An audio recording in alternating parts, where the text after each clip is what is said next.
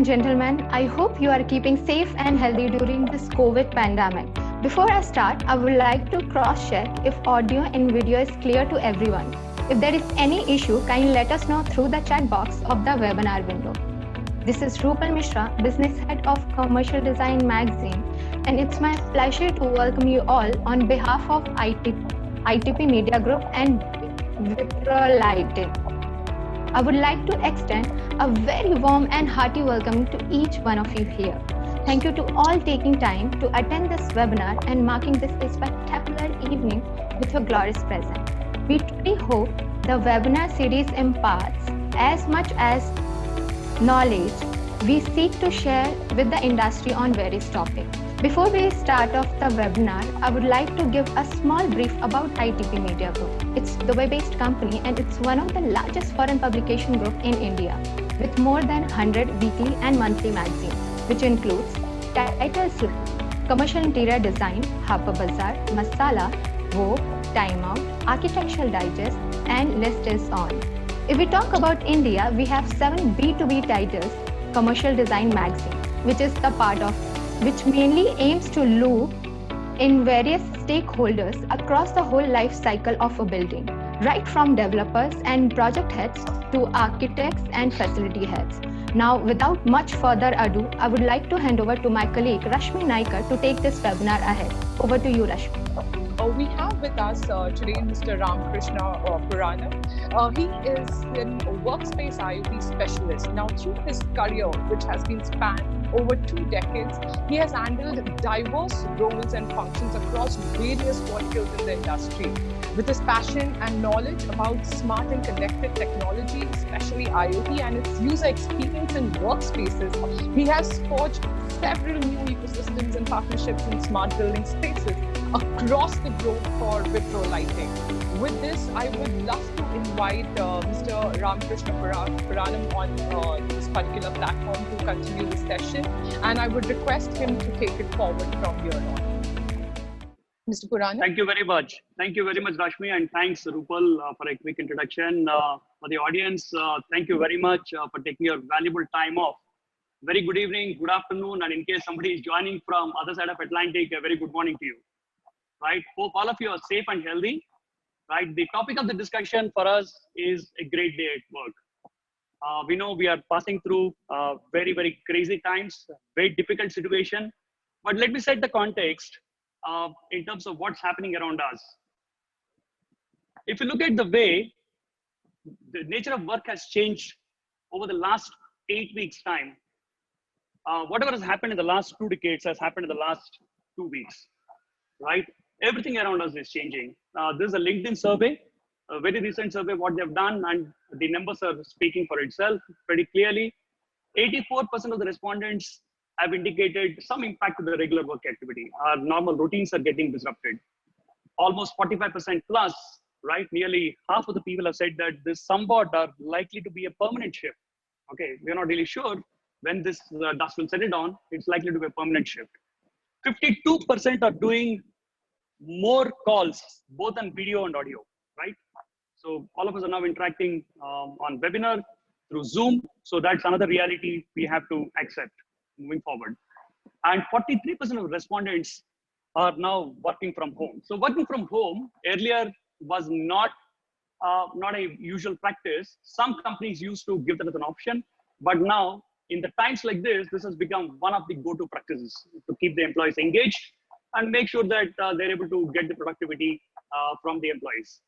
And what you've seen on the other box, almost more than 50%, 54% of people have shifted their events, expos, exhibitions, all the so-called on-ground physical activities to virtual world.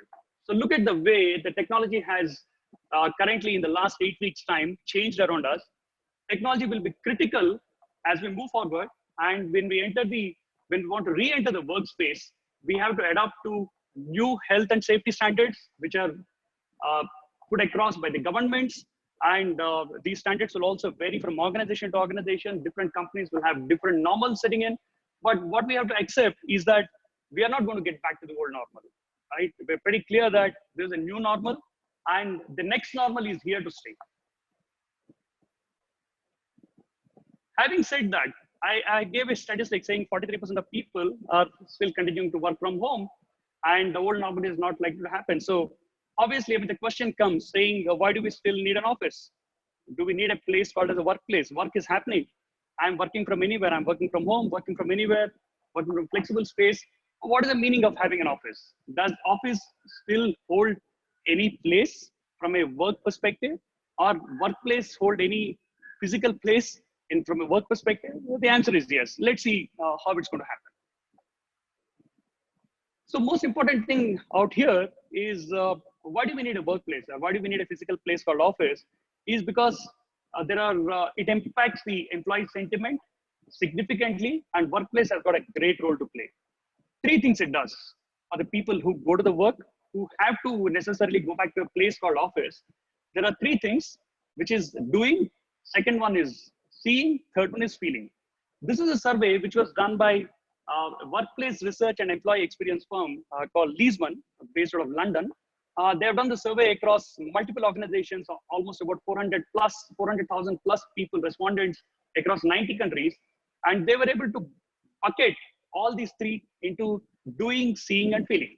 So doing is something which all of us know. My workplace enables me to work productively. My workplace enables us to work productively, which means that I'm having a team, I'm collaborating with the team, and the workplace supports me in terms of sharing ideas. That's the doing part.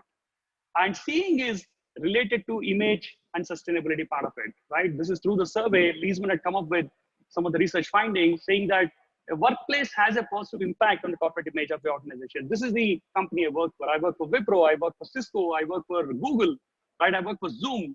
So there is an impact on the corporate image. That's something you would like to showcase. The second one is also the initiatives which are taken by these organizations, which will have a long-term impact on the environmental sustainability, right? So that forms the seeing part of it. When you look at the feeling, right? So you take a lot of pride in asking your friends, your family, relatives. You would like to get them to your workplace, show them around the campus, show them around the buildings, just in a sense of where you work. So that's also an important part, saying that I belong over here, and there is a feeling, and there is an attachment to a particular place called as a workplace, which brings people together and binds people together when they come back to the workplace. So it does have a tremendous amount of impact on the culture part of the organization, and workplace plays a very, very critical role in defining who we are and what we do at the workplace. Moving on. The topic of the discussion, I think people will be wondering what these 5 super drivers are for giving a great day at work, right? When we do get back to the workplace, we have a few things to do, which will charge people, and people get into a turbo mode, right? These are the 5 super drivers for delivering a great day at work. The first one is planned meetings, right? Obviously, we will have scheduled meetings with people in the office, with partners, ecosystem partners, vendor partners. That's something we need to do. The second important aspect is also around the unplanned meetings or ad hoc meetings, right? You move around and you're taking a break, and you move to a water cooler, pick up a cup of coffee, and then you have an idea, you call the next person, and then you start bouncing off, and probably you need to now head off to a place, sit and have a discussion. So this is something which is unplanned, but it definitely calls for a discussion to elaborate and discuss a new idea. The third one is teamwork. Likewise, for example, when people are sitting in teams, discussing, they need a place to sit together, and they need a place which is just suitable for them to be able to collaborate together, right? Obviously now in the COVID-19 times, in the pandemic situation, all of us will have to follow the social distancing or the physical distancing norms, which could be 6 feet in case of India, could be 1.5 meter in case of some of the countries in Europe, 2 meters in certain other countries, but it doesn't matter. The social distancing and physical distancing norms have to be complied with when people do get back to work. The fourth one is individual focused work. This is something we are able to do in bits and pieces, sitting at home. Okay, work from home option. You're able to discharge a lot of your individual focused work, but you're not able to really collaborate with people face to face, right? That is definitely going to impact over a period of time. The fifth super driver, when people do get back to work, is relaxing and taking a break. How many people would have mentioned about the coffee machine meetings, or meetings around the water cooler? And then if you have a large campus, when you're moving around, a majority of the discussions actually happen when you're taking a break and moving around the campus, right? So this is also super important. It's not just that you're tied down to your workstation or you're sitting in a meeting room and having a formal meeting. Informal meetings, unplanned meetings, ad hoc meetings, and then having a chat over a coffee machine also becomes a super important subject over here. So these are 5 things which are derived from the Leesman's main research, which is doing, seeing, and feeling. And from a technology standpoint, right, these are the things which people would need when employees start going back to the workplace slowly and steadily in a staggered manner.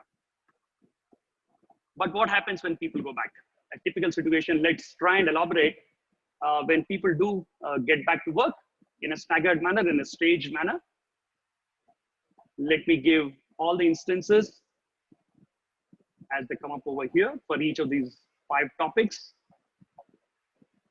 Somebody has a planned meeting. I need a room, but there is none available. Unfortunate situation, and many of us would have faced it, right? We don't have a place to go and sit. Ad hoc meeting, obviously you need to have a quick chat, but there is somebody else who is using a room which you wanted. Again, not possible. It is a normal situation at office. Teamwork, you would like to have a quick team discussion, but you are again not able to get a place of your choice. Again, a typical day at office, you're struggling around. Can technology solve problems such as these to be able to give people a great day at work? The answer is yes. Again, an individual focus work. I don't know where to do the focus work. A lot of noise around me. Can I get a place which has audio privacy so that I don't get disturbed? Is there a place like that in my office? I don't know. So, and when I want to have a call, there are other people who are talking in the background. There is a lot of noise coming in. So there is a disturbance. Again, a very familiar situation for us. And relaxing and taking a break. I want to socialize or take a break. Who can join in? And now this is a tricky situation in the current pandemic era. We need to be very clear that even if we do go back to work, some people in a staged manner, we have to definitely comply with the new social distancing and physical distancing norms at the workplace, while interacting with the colleagues. Correct? How can technology help address some of these issues, solve some of these issues is what we will see. The first and most important thing is to simplify choices, right? We are all flooded with tons of technology around us. Prior to COVID-19, contactless technology was seen as something which is nice to have. When people talk about it, they say, yeah, we'd like to have it, but we would not like to spend it. This is not a necessity for us. But look at the situation right now. People are scared of touching things, touching surfaces, right? And technology can be a great enabler in making sure that you don't have to touch anything when you go back to the office, right? Can employees get that kind of a safety and wellness feeling when they transition back to the workplace? How can we make them happen? The first and foremost topic out here is to be able to simplify choices, right? It is important to think about workplace readiness as people start going back to their offices in a staged and a staggered manner. It's super important for us, right? Workplace readiness is important, and the management teams, administration teams, facilities teams, CRE teams are, I know, super busy trying to get people back to work, right? Complying to the government norms. When we look at the simplified choices, let's look at an all too familiar scenario out here. We miss this now. A lot of people are not able to travel as we speak. There's a familiar scenario: airport, tons of signboards out here, T2, T3, baggage hall, arrival hall, direction signs, multiple signs. Very familiar scenario, and chaos, people around us, and majority of the airports have gone. Currently, they don't make announcements, no voice announcements. And by the time, if you're trying attention to the signboards on the top, chances are that you will either miss the flight or you will end up reaching your boarding gate panting, right? Very, very familiar scenario, because this is, somebody has to really do something about the airport design part of it to make sure that we are able to really deliver a fantastic, superb airport experience to passengers who transit through and travel through, right? This is an all too familiar scenario. Why is this guy here? Steve Jobs, iconic guy, needs no introduction, legendary. This is the reason why I have got him over here in the presentation is because he always believed in simplicity in design. Look at the kind of designs Apple had come up with over the last few decades, iconic designs. And the usability, user experience of any of those devices is stupendous, right? So he is known for simplicity in design. Not only that, and if you look at the way Steve Jobs always used to dress, he was always known to dress in turtleneck black t-shirt and a blue denim. Why is it that he has formed that kind of a habit? That's because he did not want to waste too much of time every day deciding what to wear. So he has kept that particular choice absolutely minimal. So simplifying choices is minimal because he said that might as well spend the time selecting his apparel and what to wear.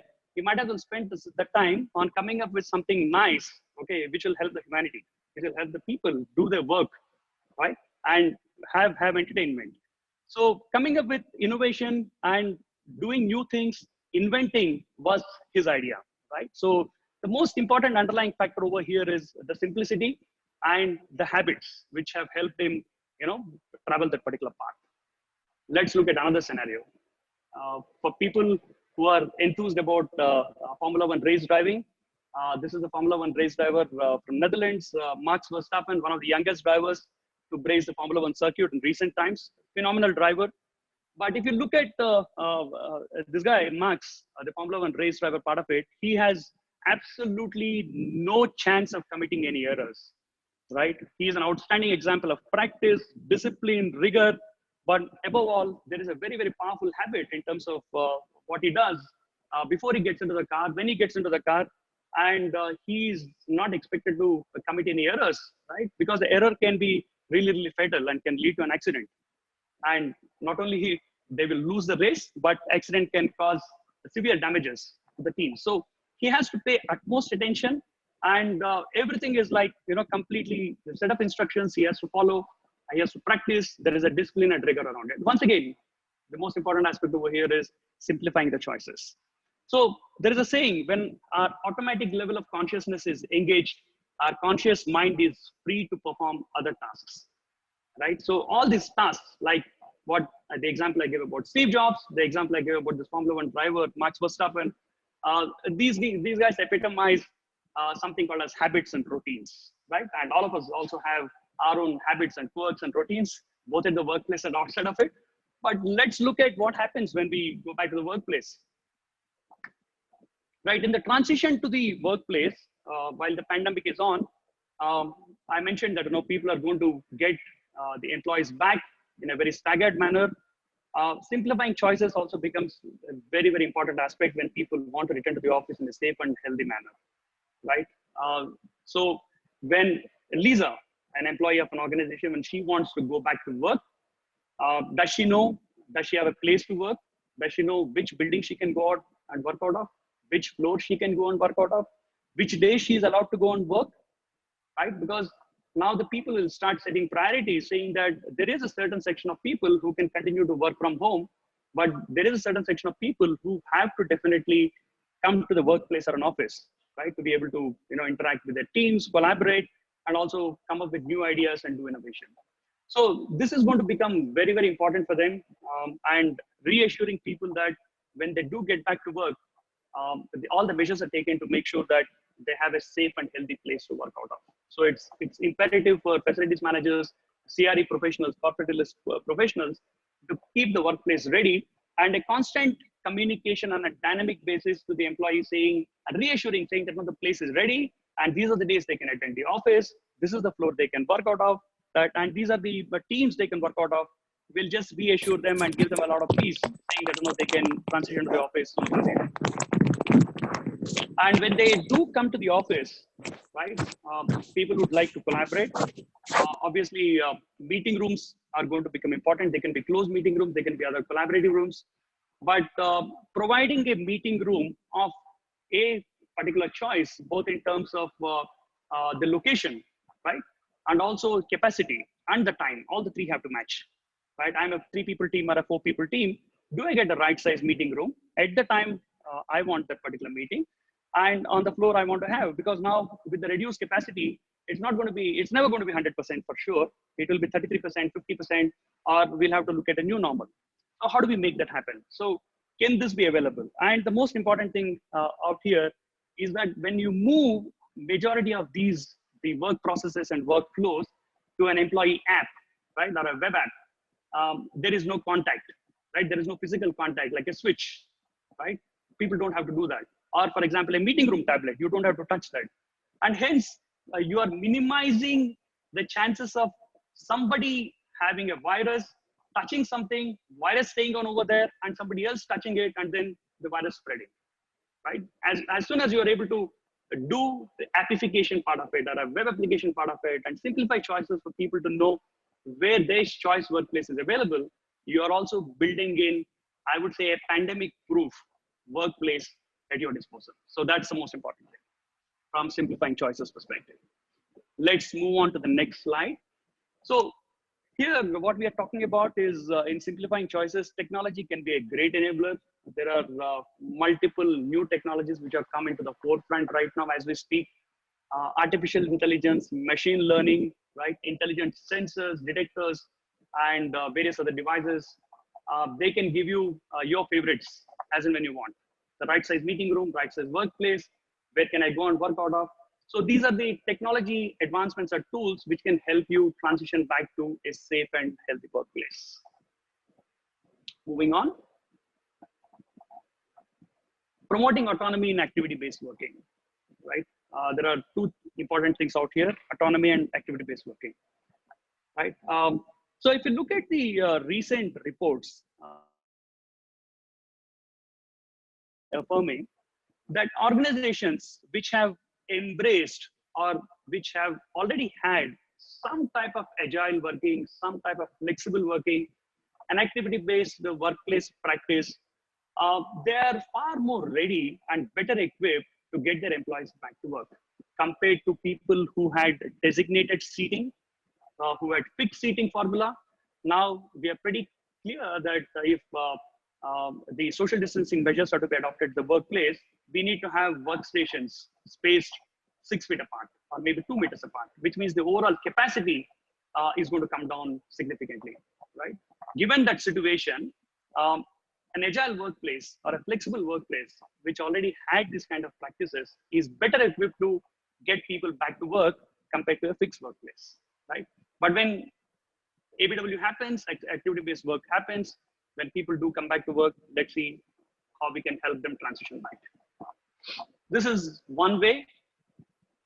You get to see a three-dimensional map of the workplace, of the building, and very clearly, you also get to see a nice red line going from left-hand side to the right-hand corner. The red line is primarily for enabling the employee to navigate, to be able to make sure that we are able to show the places around the building without him or her having to search for the place, right? One, it's a wastage of time, searching for a place. And more than the wastage of time right now, in the current pandemic situation, you also don't want people to be floating around. If they have a place to work, they need to very quickly get to that place without asking anybody for any directions. So providing an indoor map and making sure that indoor location services are available, such as the wayfinding part of it, is once again going to be a key factor in ensuring a safe return for the employees to get back to the office. Right, this is one of the examples we could look at. The other example is once I do get back to my place, obviously, can I control my lights? Can I control temperature? I mentioned the example of saying that, no, can I control my audio visuals?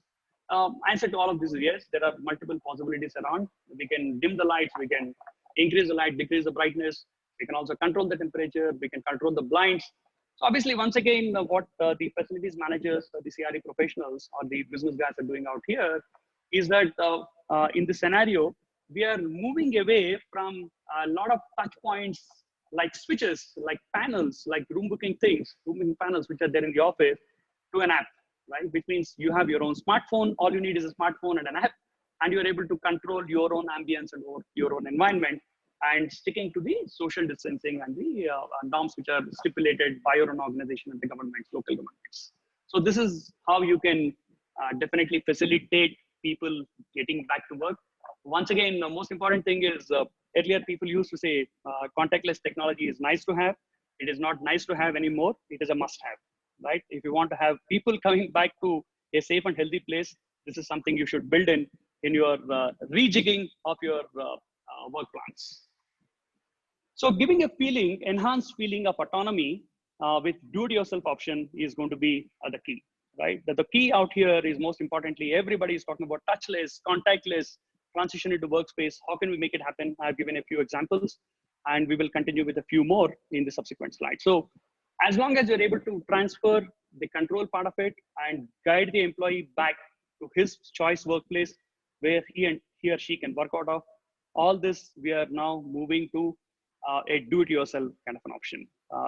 Only the policy management is going to be done by the administration, facilities, and CRE professionals. But otherwise, the control part of it and navigating through the workplace in a safe and healthy manner is now with the employee. Moving on.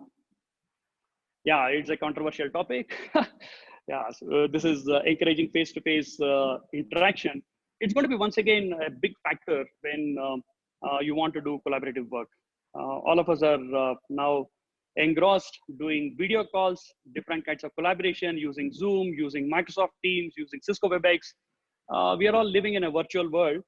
But let me narrate an example of an interaction with an architect recently. He is currently going through the same situation as we are. And he had only one point to say, saying that, Ram, look, the most important thing for people like us, the architects and designers, is to be able to touch and feel. We have to feel the fabric. We have to feel the texture. I have to see the color in the real world, right? And no amount of you convincing and doing a video call and telling me this product is going to look like this product is going to behave like this is not convincing for me. So for a certain set of people, especially in creative fields and in design field, and also a lot of decision makers, face-to-face interaction is irreplaceable. You can't have a virtual call to decide on certain things. So will virtual replace the physical world? The answer is no. The office is here to stay.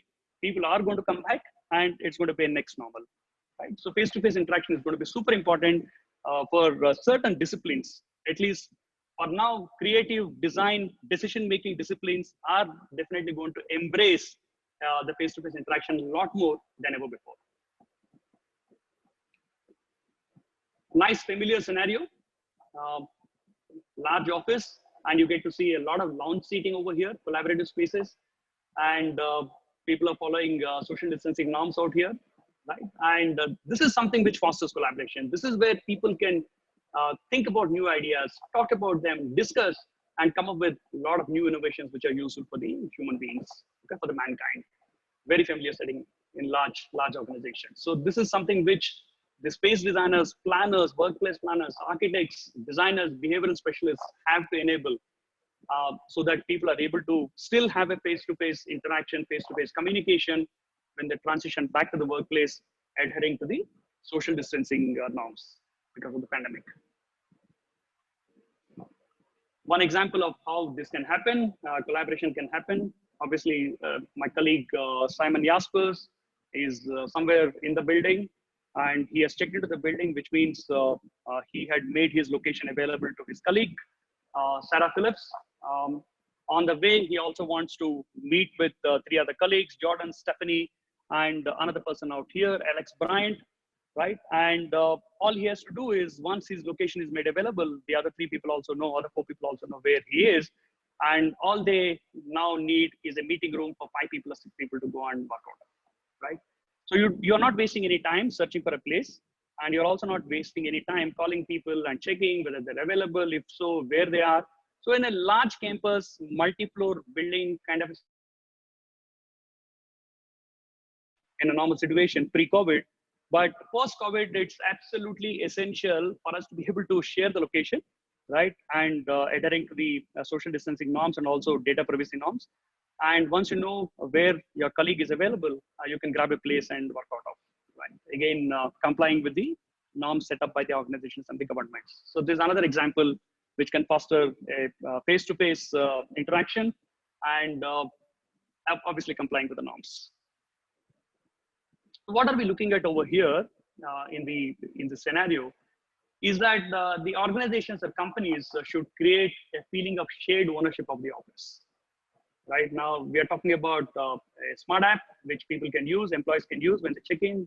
They're getting communication from their organization time to time when they can attend the office. If they do, where can they go and work out of? Are their colleagues going to be available from a collaboration perspective, team meetings perspective? So this is something they need to create a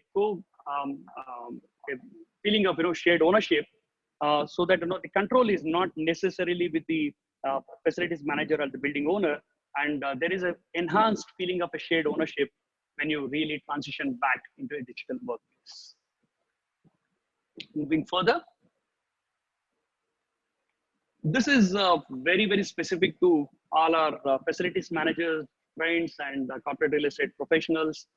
For them, getting sufficient data, right data and real-time insights is going to be very, very essential, right? More than ever before. I'll tell you why. Real-time data is about what's happening in the building or the workplace. Okay, it has become much more important because you really need to know, once you have announced that 33% of the people can be there in the office, in the building, you don't want to exceed that particular capacity, right? Or it can be 50% for another organization. So that's something you need to comply with. On a real-time basis, you need to know if your original size was 1,000-seater, now it's resized to 500, and you don't want to exceed that. So you need to have a real-time insight into that. And also to be able to know where people are, so that people are not congregating at one particular place and the social distancing norms are getting broken. So that's something FMs and real estate people, workspace designers have to be really, really concerned about going forward. So having a real-time data has become super important than ever before. And these data should be used to provide actionable insights to facilities professionals and CRE professionals. Let's look at how. This one example. In the previous example, what I spoke about in simplifying choices, I have shown a workplace app, okay, on the smartphone, which the employee can know in terms of when he can go to the office. If he goes to the office, which building he can work out of, which floor he can go and work out of, within that particular floor, which area can he occupy. But the policy management part of it and priority part of it has already been set by the facilities leaders along with the business leaders. Okay, so there is a certain section of people like anchors who always have to go to an office. They need a fixed seat, right? So they have a priority check-in. There is a certain set of people who can continue to work from home, maybe 3 days a week or 2 days a week. So they get a different admin setting and a priority.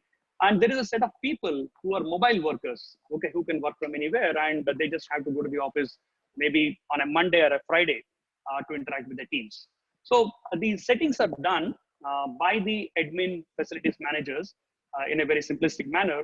And once the dashboard is ready, for each employee, it comes up in their own way. Once they do their single sign-on check-in, it comes up in their own way saying that, can I go to the office on a Monday? Can I go to office on Tuesday? No, you can't go on a Monday and Tuesday. You can only go on a Wednesday.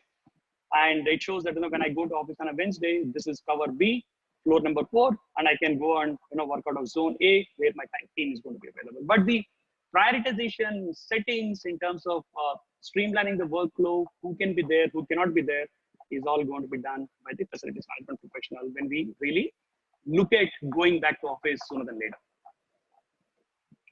These are some of the occupancy technologies one could look at. Multiple technologies. I'm not going to elaborate in depth in terms of what these technologies are about. Some of them are familiar, some of them are coming up new. But very briefly, if you really want to know a desk level occupancy, whether people are adhering to norms, right, in terms of social distancing, after physically demarcating the spaces, you need desk sensors to get 100% visibility on the occupancy level. The second one is in the meeting rooms. Very clearly, meeting rooms are going to be resized and right-sized. If it's a 12-seater meeting room before, maybe in the COVID times, it may get redesignated as a 6-seater meeting room or 8-seater meeting room. And you got to make sure that the capacity in the meeting room doesn't go beyond 6 people or 8 people. So you need to have a precise count of people who are sitting in those meeting rooms to be able to make sure that the norms are adhered to.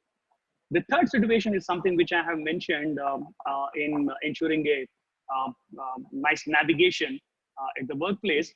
So when people are wandering around the workplace or huddling around the workplace, that is the last thing you want, because you would want them to go to their place of choice, meeting room, without asking for any directions, right, through indoor navigation. So you also get to see these nice heat maps. So there are certain areas which are in green, there are certain areas which are in red, certain areas which are in orange, pretty similar to how the densification happens at the workplace. Now the new word is de-densification, right? We're not going to have the same capacity back at the work anytime. And de-densification is super important. So you get to see the middle area, the central island in that particular building is all green, which means the occupancy levels are currently in line with the norms which have been set.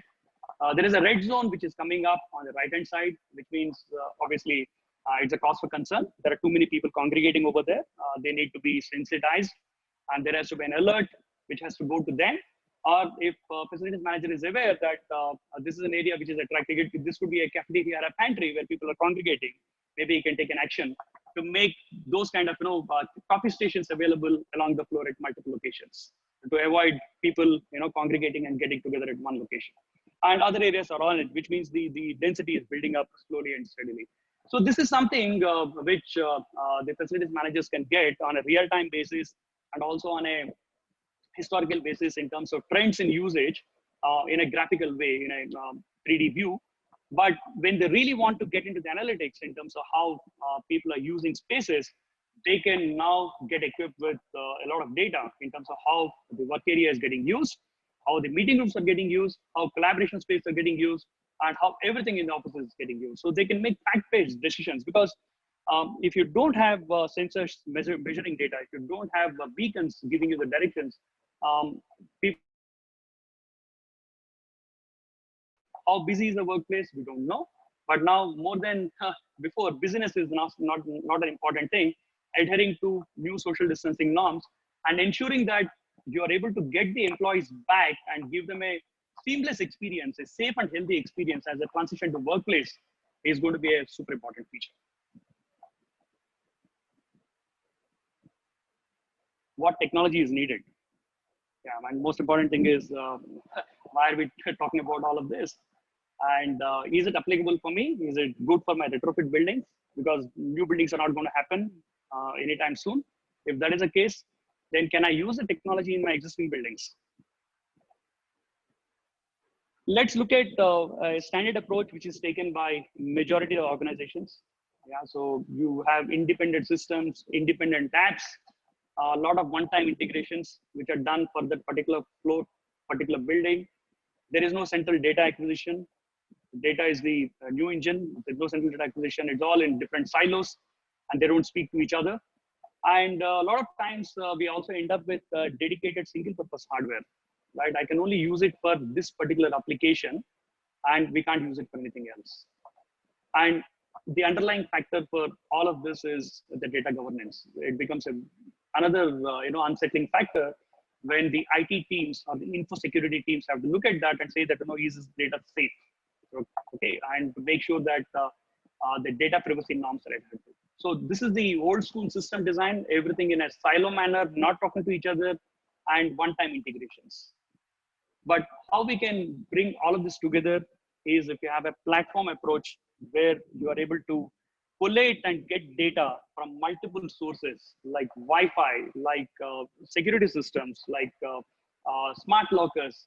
We talked about open office area, desking, meeting rooms, booking system, Bluetooth low energy, multiple devices, both IT and OT operational technology wise, and everything coming into a particular cloud scenario, and there is a front-end employee app, and you are able to provide a seamless experience across any kind of a device, be it a smartphone, be it a tablet, or be it a laptop, right? And obviously, if somebody is still using a desktop, you get exactly the same experience. The whole idea is to be able to get all of them, all different data sources, stitch them together to be able to give a seamless experience to the employee when he or she returns to the office and simplify the choices. So what technology do we need? There are multiple technologies. And when you talk IoT, it means different things to different people, Internet of Things, Internet of Everything. But any platform one chooses has to be able to connect at least some of these dots. You can't operate in a silo world anymore, saying that I will do a standalone lighting, I will do a standalone Temperature control, no. As long as you're able to exchange data with each other, there are a lot of new outcomes which facilities managers and CRE professionals can get for their businesses.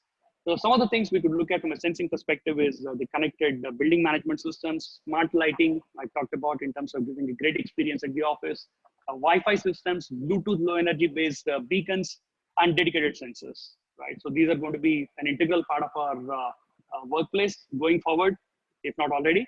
And indoor localization and indoor location services is going to be a very big thing because for the reasons I mentioned before, you don't want people when they come back to the office to be floating around and loitering around in the office, searching for people and searching for places. And if you're able to give them good direction, good indoor maps, because believe me, Google Maps doesn't work inside a building. You need to have an equivalent of that once you get into the office. You need to have your own office map to be able to navigate the space smartly and safely.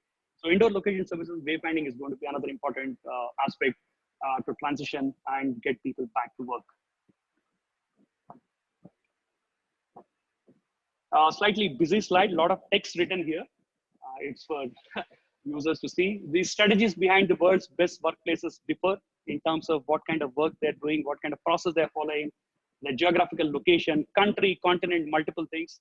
But if you look at them very closely, there are similarities in what these organizations are doing, right? And how they approach the balancing act of work, not only as a thing you do, but also the most important factor is a place where you actually want to be, right? So this is the most important factor. And technology is going to be a very, very key enabler in getting people back to work, getting that mojo or Josh back at the workspace. You want to have people back in the buildings and working as before, right? Pre-pandemic situation. So quick pointers in how we can make this happen is that the workplace designers, facilities managers, architects, everybody will have to reimagine the layouts through the occupancy data and space utilization software. There are multiple things which are available on the market right now. And prioritize a data-driven building operations with real-time monitoring. Real-time is going to be the key now. It's no longer historical analytics, which I'm happy with, seeing this is how people are using, but real-time insight in terms of how people are using is going to be super important, right? And so that you're able to also create workflows and work order management around it. And critical to this is critical to move to a contactless or a touchless world is to be able to move to an employee-facing app, which will build trust and confidence in the workplace for employee to return, right? They're also super anxious as to when they can go back to work and start meeting their colleagues. So this is an experience which the organization can give and equip them when they get back to the work. And from a FM CRE perspective, obviously they need to continue to optimize and adjust the operations with the holistic data, which is going to be coming out of the building. So buildings have never been looked at as data generators and for data analysis, but now all of us really have to look at real-time data much more than before.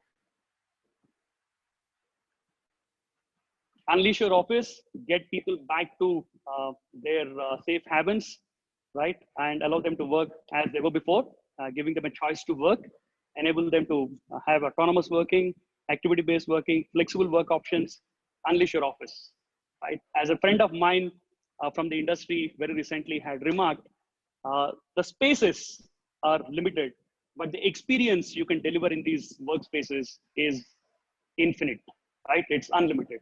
With that, I would like to end my presentation.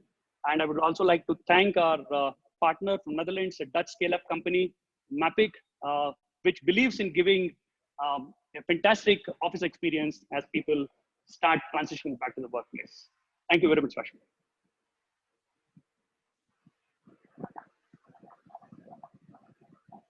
Thank you so much, Ramki. That was one of the most in-depth presentation and session into what IoT can do for us for the workspace, why it's important, how necessary it is for this day and age. That was almost like you've covered every point and plan into how we can take it forward. In fact, we had some really great comments in the chat session where people were expressing how important it is to go forward from here on, specifically even now after COVID-19. Now, we realize that a lot of the audience members have shared their email IDs and contact details with us. To get in touch with them, we would definitely do that like one by one immediately after this particular session. We also had a lot of queries in the chat session. Again, I'm requesting anyone who has any queries on the topic or for the speaker, requesting you to please put it onto the Q&A session. And that said, we will definitely get back to each and every one of y'all who have requested for the PPT. I will still need to check in with Ramakrishnan and see if he can share the PPT with us. Irrespective of that, we would be sharing the recording of this particular session with everyone.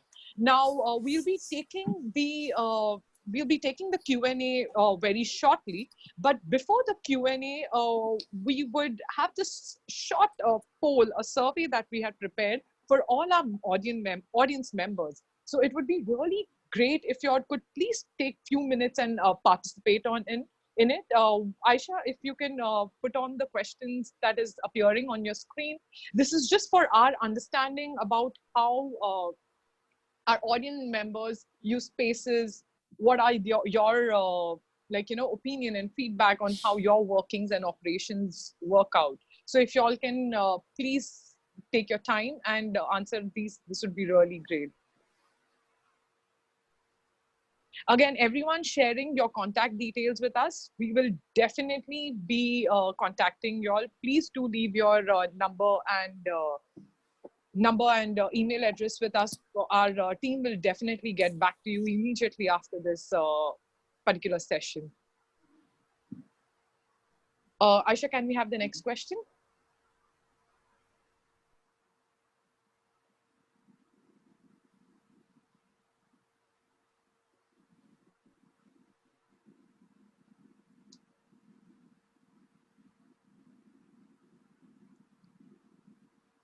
Okay, the questions are increasing onto this.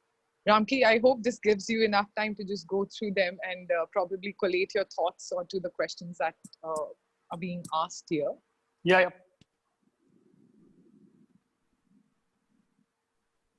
We can move on to the next question, Aisha. I'll just grab a small glass of water. Absolutely, absolutely. Ramki, a lot of people have been asking about the PPT. What do you think? Would you be able to this? We will share. Yeah, we will share it. All right. Okay. So everyone asking for this in the chat session, we will definitely try to get back to you on this. If not the PPT, we will definitely have the recording for you. We will share it. Yeah. Okay. The next one.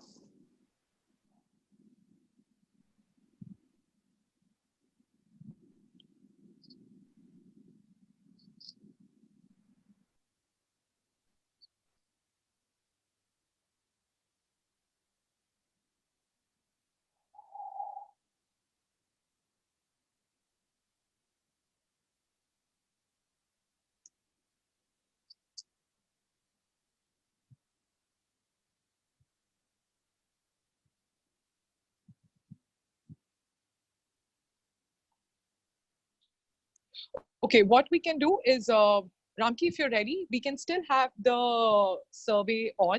In the meantime, if you want to take questions, because I think there's quite a lineup of questions. So yes, in case if you I want, would like to. so yeah, if you can start, yeah, okay, done. So let the survey continue. Probably if you can take the questions and answer them, that would be really great. So that's over fine, to you, Ramki. Yes. Yeah.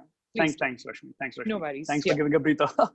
Yeah, no problem. Yeah, the first question I see from my friend Bipin Aswani. Hi, Bipin. Thanks for joining. Your question is on IoT retrofit financially viable in current economic climate, and is Wipro able to adapt and customize security protocol? The answer is yes. We can work around to make sure that whatever solution we talked about, at least most aspects of solution are applicable for a retrofit scenario, for a brownfield operation, and we will make it work for you. And the financials part of it, obviously, we need to sit and understand what exactly your requirements are and what you are looking at, and we can tailor a solution which just works for you. We can assure you that we can give you something which is really tailor-made for defense operations for sure. Right, but to answer your question, short and sweet, retrofit for IoT, definitely yes. I see the next question from Mitali. Can circadian lighting be integrated with? Obviously, yes. I did not touch upon the lighting aspect in detail for the paucity of time. It can be done, and we can do a true circadian rhythm-based lighting, human-centric lighting, using automation. Right, it can be a completely seamless one to follow the circadian rhythm and the biodynamic rhythm. It can be done. This is again a part of using a lot of IoT sensors and fixtures which are color tunable, and we can deliver that solution to you. The next question I see is from Krishnan Narayanan Swami. Are you able to provide a system that integrates with BMS and includes the following? Okay, the following is get to see, okay, multiple questions. Let's see this. They're split into security, yes. Then the second one is monitoring, building systems and lighting, etc. Yes. The answer is yes. If you're talking about physical security, which is in terms of getting the video surveillance or the access control part of it, we'll have to work around. I presume that is so.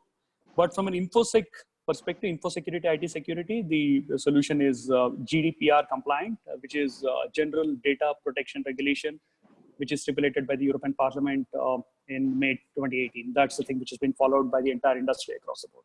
So we can, Krishna Narayan Swami, we can definitely give you a solution which is integratable with other subsystems in the building, as you've spoken about, right? 2-3 things which are mentioned here.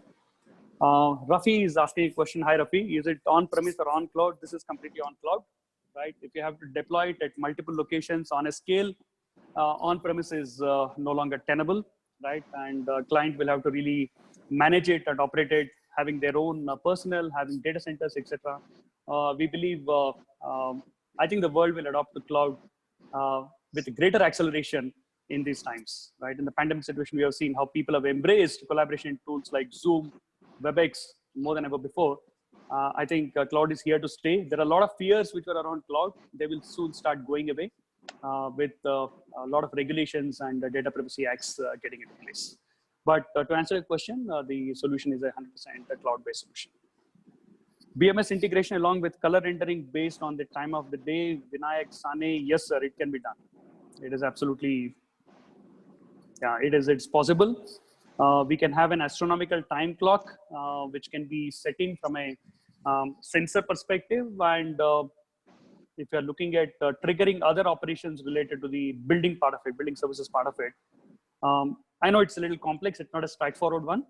But is it doable? The answer is yes. Is it straightforward? The answer is no. We definitely need to work on a specific architecture to make sure that we're able to, get this thing moving. Krishna Narayana Swami, in the case of retrofit buildings, is a backbone required like a Cat6 cable or integration with BMS? Yeah, so I would say both yes and no. There are situations where you would like to use power or Ethernet, but it's not the usual case in most retrofit buildings. You would look at a lot more wireless systems, be it Wi-Fi or be it Bluetooth low energy, be it Zigbee, multiple protocols. Protocols don't matter. As long as you're able to stitch things together from a workplace perspective, the whole thing I talked about towards the end is to be able to give a great experience to the guy who is coming all the way to the office, right? Because the technology is really the backbone. If one looks at it, all we are looking at is giving an experience at the office. Udit Khanna, are there any mapping deployments in India for retrofit of buildings? The answer is yes, more are happening.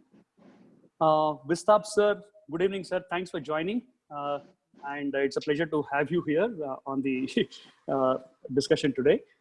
And Vistab sir, you have asked a question. The system should indicate the need for a full return to a given space of work. What if office choose to move to a model where 50% FH and W work from office? How does technology help there? Sir, I think I did not elaborate in the transition back to the office. I was talking about staggered return to the offices, which could be to begin with 20%, 25%, 30%, and then going all the way to 50%. So 50% of people will still work from home. So when you repurpose the workplace, sticking to the new social distancing norms, the solution is still very much applicable and scalable, and making sure that you are able to mark out areas which are usable, which are safe for people to work out of, which are safe for people to have meetings. And there are areas which are not usable, or you may say that you may take some different organizations will have different norms, saying that some workstations are usable only on Monday, Wednesday, and Friday. The other workstations are usable only on, say, Tuesday and Thursday. And some floors are open on some days, some floors are not open on some days in a multi-floor situation. So we can work around, and as long as, it can be any capacity from 10 to 100, 0 to 100. So it's a possibility. Viren Merchant, considering the current economic situation, likely slowdown in fiscal year ahead, how should such new technology additions be positioned as client facilities from mid-sized to larger facilities? Yeah, I think in the presentation I mentioned that this is not a nice to have kind of a situation anymore, Viren, right? The whole tonality of the language has to change. This is a must-have. If you want to have a safe return of employees to the workplace and give them a contactless as much as you require. There'll always be a factor about the cost, but obviously, you need to bring both the cost and experience together. That's the important thing out here. Yeah, so be it whatever economic situation, if you really want people back at the office, you need to be able to give them the confidence and assurance that here is a safe place for them to go and work out of, right? So the organizations will have to spend that kind of money in case they want people back at work. Uttam Gupta, how can you implement in government offices? Sir, it doesn't matter, Uttamji. It can be implemented anywhere as long as it's a building. It doesn't matter at all. We will comply with the norms which are stipulated by the governments, and we can implement it. The solution is applicable for both private and public sector as much as for anybody else, right? As long as it's a building and an office, it can be implemented.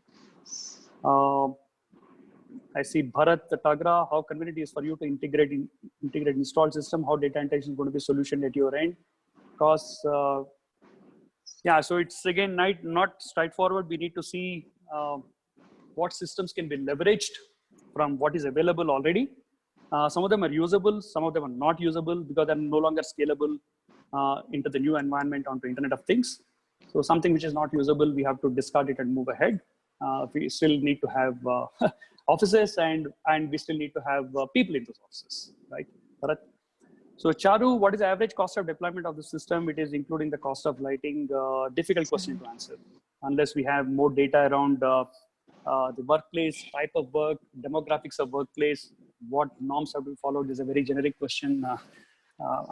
I don't think I can answer this question in a straightforward manner. We need to look at a little more data to be able to give an estimate, Charu. Can we have an exact count of people in space? Manoj, the answer is yes. You will get 100% accurate count. If it is 6, it is 6. It is 8, it is 8. It is 12, it is 12. Right? You will get exact count. So there are people/occupancy count sensors which will give you that kind of an accuracy, 100% accuracy. Sharik Ahmad, what if use of smartphone is restricted in the building and area like secure facilities? Sharik bhai, I think this is a pertinent question. I would say, if we have to get back people to the offices, right? People to the buildings to, again, continue to work. The most important factor is to be able to give them a nice, safe, healthy workplace to work. And I would say there are still questions around data privacy and security part of it. But in the current pandemic situation, those have taken a backseat, right? So they will get resolved over a period of time as people start embracing the new normal. Use of Wi-Fi can help in workplace. Yeah, the answer is yes. How can you implement in government offices? I'm getting some repeat questions. Ajit Warrior, is it possible? Ajit, I'm seeing your question. Is it possible only greenfield project? Current office can be converted. Ajit, it can be done in both greenfield and brownfield. Wing Commander is asking a question. Can we do a proof of concept in real time? Absolutely, yes, Wing Commander. In real time. Okay. Can we have a system installed with WAN or LAN? Tapan Shah, I'm sorry, I didn't understand the question properly. Yeah, so if the answer is, can it work only on my network, intranet? The answer is yes. But once you go on cloud, obviously you would put your own security management in place for authentication and authorization part of it and the access part of it.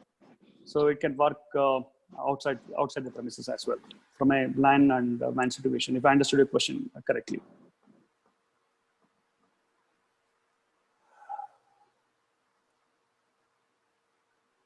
Rashmi, I think All right. Shini, hi Shini, thanks for joining. Do you think it's viable to have HVAC mentioned by an LMS? Shini, I didn't understand your question, but if you're talking about HVAC integration along with lighting management system, is there a possibility? The answer is yes.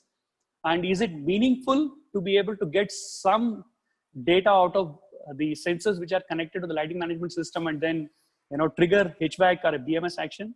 The answer is yes, it is possible from a overall BMS integration perspective. Okay, so do you want to take any more questions, Ramki? All right, so I think we've covered quite some entire gist of it. And and in case I have not covered any of the questions in the Q&A box, we will definitely get back to you. Rashmi, I would request you to compile all the questions for the benefit of everybody so that we can share it with everyone along with the that sounds great, actually. So this is going to be our POA going forward. First, we're going to get back to each and every one of you who have left all your contact details, email IDs, and firm details with us. For more information, we will surely share those with you. Everyone who has asked for the PPT and webinar, we will definitely give us in days time. We have the recording with us. We'll just have to minutely edit it and then send it across to us. Thirdly, all the questions that were asked in the FAQ and even the ones, unfortunately, we are still getting questions actually. The ones we haven't been able to answer, we will take them up. We'll compile and complete FAQ on this particular session and the webinar, and we will mail it across to all of our audience members who have so beautifully been with us and given us your time. In any given point of time, if you all want to get in touch with Ramki, of course, he's there. He will definitely take your questions and his doubts that you all have. All right, now before we go, we also have the poll questions and share the poll results with you too. Now, the webinar that we started off today with the help of Wipro Lighting here is actually planned out as a series of webinar. So we are taking up different topics, different sessions, different issues, challenges going forward about future of workspaces, about the impact that's going to have on work processes and all of these things. The second actual webinar on this particular series is being scheduled next week on 28th. It's around the same time at 4 o'clock. That particular webinar is going to be a panel discussion. We have speakers from Tata, we have a speaker from Microsoft, we have a speaker from CBRE, all of these guys already on board, and they're going to share some really great insights as to how these institutional companies are taking the future of work forward. Ramki, if you want to add something on to about the next webinar, you can. Yeah, please don't miss what I've spoken about. Is just a trailer on how the future of work is evolving. The panel members are eminent people from their respective fields. They have in-depth knowledge, not just about the workspace part of it, but in terms of how workflows are changing, how work styles are changing. And we have a quad generational workforce as we speak right now with the baby boomers, the Gen X, Gen Y, okay, the millennials, and also the digital natives, all at the workplace. So how will we grapple with this idea of work, right? And the workplace and the workforce, right? That is a session which we are going to come up with next week, Thursday, same time. 600 hours being curated by Rashmi and the commercial design team, and look forward to all of you joining and more people joining that session to be able to get a lot of insights on the evolution of work and the future of work. Right. We still have people sending in their contact. We might be ending the session anytime soon. I'm really sorry. If you all have any questions, or if y'all want, y'all can just send it to me. I'll forward it to the team. My email ID is rashmi.naicker@itp.com, rashmi.naicker@itp.com. Y'all can send it to me. We'll surely share it with Ramki and his team, and he will definitely get back to you. Thank you so much, everyone. Thank you so much for being here with us. Thank you very much you, once Ramki. again. Yeah, great evening, and stay safe and stay healthy.